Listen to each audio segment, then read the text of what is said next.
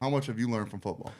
Dude, it's everything. It's so crazy because when you get out of football and then you like equivalate a lot of different things from football into life, it's like showing up on time, being consistent, putting in the extra details. The details add up. Like everybody, and especially at Iowa and high school football, like every coach, I've been around a lot of good coaches, and they heavily emphasize on the details of everything. Because those details, you say, oh, it's just one thing here, or two things here, or three, but they add up over time. And if you don't pay, especially as like a walk-on, like you were saying, like, and you know this, like every fucking play matters. Like you cannot take anything off because you're always being watched. And like you feel that pressure of like, I got to be on my A game all the fucking time. Like I cannot take plays off. I can't be a bum. I have to be watching film.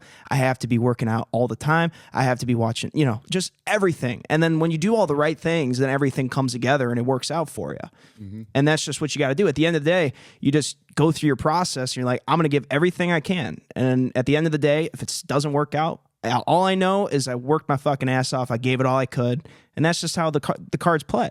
Yeah. So, and people recognize that. People will acknowledge that, and they see that, and they're, it's just a grind, and you just have to go through it, and people will recognize you for it. And obviously I've seen you, listen, man, you've been through the grind, you work your ass off, you're a really good dude, really cool dude. And, being a like, it's such a cool, I love the walk-on stories too.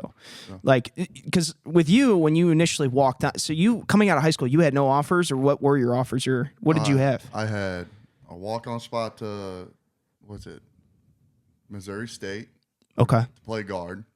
As a walk-on. Walk-on. Okay. Would have been a mean guard. Yeah. I had a walk-on spot to SIU for D-line. Wow. And then Brett Dearson from NIU, which he probably never put his ears on this podcast, but I ain't gonna lie to you. He was always preached be early. He showed up 2 hours late. My mom had to keep reheating that lasagna. No shit. Then he shows up and goes, yeah, we don't got a scholarship for you. I was like, this is awesome. Like, this is cool. But it was the biggest opportunity I had.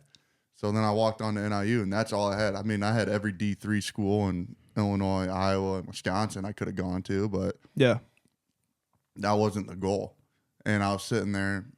I could walk on to Northern Illinois for $18,000 a year. Yeah.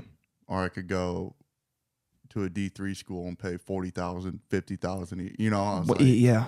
So why wouldn't I go try to play with an FBS team? And if all else fails, I can just leave and go play football there. Right.